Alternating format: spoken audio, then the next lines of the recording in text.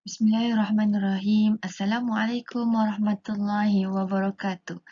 InsyaAllah, pada kali ini bersama dengan Mu'alimah Fatin dalam mata pelajaran Adab dan Akhlak. Pada hari ini kita akan belajar tentang adab dengan ibu bapa. Okey.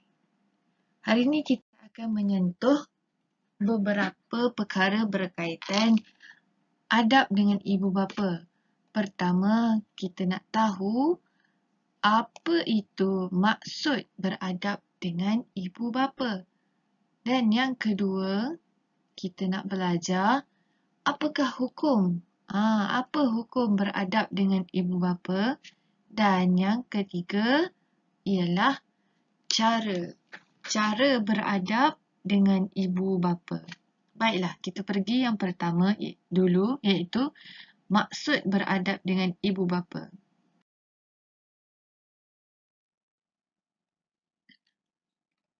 Maksud beradab dengan ibu bapa ialah bersopan santun dan berbakti kepada ibu bapa dari sudut yang pertama, pertuturan. Pertuturan ini ialah percakapan, iaitu bagaimana cara kita bercakap dengan ibu bapa. Apakah ia sudah cukup berlemah lembut atau sebaliknya. Okey, yang kedua, dari sudut perbuatan, iaitu perbuatan ini apakah kita telah melakukan baik terhadap ibu bapa kita. Dan yang ketiga ialah tingkah laku. Tingkah laku dan perbuatan ini membawa maksud yang sama, iaitu apabila ibu bapa kita apabila ibu bapa kita meminta tolong, adakah kita telah pergi sahut permintaan mereka. Jadinya, maksud beradab dengan ibu bapa ini ialah bersopan santun dan berbakti kepada ibu bapa dari sudut yang pertama pertuturan, yang kedua perbuatan dan yang ketiga tingkah laku. Okey, seterusnya kita pergi kepada hukum beradab dengan ibu bapa.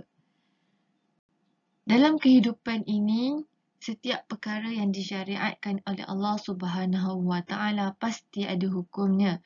Misalnya, solat 5 waktu sehari semalam sudah tentu hukumnya wajib dan berdosa apabila seseorang itu meninggalkannya dengan sengaja.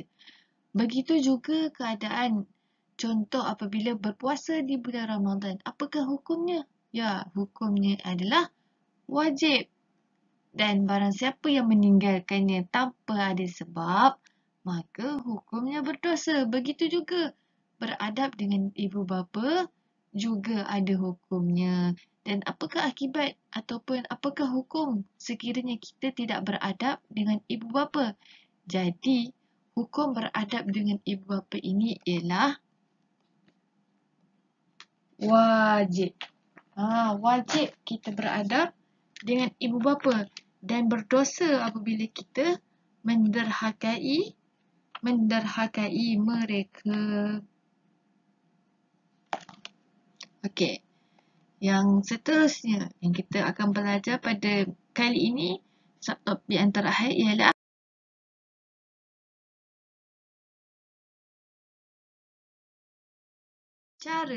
cara beradab dengan ibu bapa.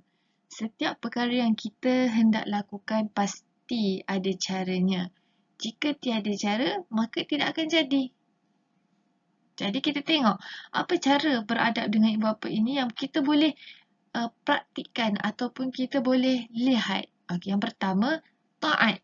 Taat dan tidak menderhakai mereka. Taat dalam erti kata kita mendengar setiap perkara ataupun setiap perkataan yang keluar daripada mulut ibu dan bapa, maka kita turuti. Sekiranya perkara itu bercanggah dengan syarak, maka kita tidak perlu ikut. Dan selagi mana ianya tidak melanggar hukum Allah ataupun selagi mana apa perkataan ataupun apa perbuatan yang ibu bapa kita minta tolong, kita cuba untuk tunaikan ataupun laksanakan sebaiknya. Dan seharusnya lah kita tidak menderhakai mereka. Berdosa ya kalau kita menderhaka kepada ibu bapa. Yang mana ibu bapa kita ni telah menjaga diri ini ataupun diri kita ini sejak daripada kita lahir lagi. Sehinggalah kita besar. Okey, yang kedua ialah berlaku baik terhadap mereka. Berlaku baik terhadap mereka ini seperti contoh bagaimana perilaku kita apabila kita berhadapan dengan mereka. Apakah kita meninggikan suara? Sedangkan dalam ayat Al-Quran pun sendiri ada menyebut, janganlah berkata oh ataupun pun tidak boleh. Apatah lagi kita meninggikan suara. Yang ketiga, berdoa dan memohon ampun. Ya, kita mesti sentiasa mendoakan kedua ibu bapa kita. Kita mendoakan supaya ibu bapa kita dikurniakan kesihatan yang baik, dipermudahkan segala urusan, dan yang penting sekali kita doakan semoga ibu dan bapa kita dikurniakan syurga yang tertinggi oleh Allah Subhanahu wa taala. Dan memohon ampun kepada mereka, memohon ampun, minta maaflah kepada ibu dan bapa sekiranya kita melakukan kesalahan terhadap mereka. Dan bukanlah kita ni hanya minta maaf pada hari raya sahaja. Kita mesti sentiasa memohon maaf sekiranya kita rasa kita ni hari ni aku adalah buat salah dengan mak dan ayah.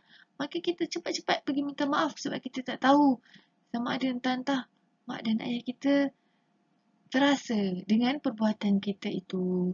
Maka kita perlulah memohon ampun kepada mereka. Dan yang terakhir sekali iaitu membantu mereka. Bantu mereka selagi mana kita boleh ataupun selagi mana ianya berkemampuanlah kepada diri kita dan selagi mana apa yang kita hendak bantu itu tidak melanggar hukum Allah. Okey, setakat ini sahaja pembelajaran kita pada hari ini. InsyaAllah kita akan sambung pelajaran adab dengan ibu bapa ini dengan subtopik yang lain pula. InsyaAllah kita berjumpa lagi. Assalamualaikum warahmatullahi wabarakatuh.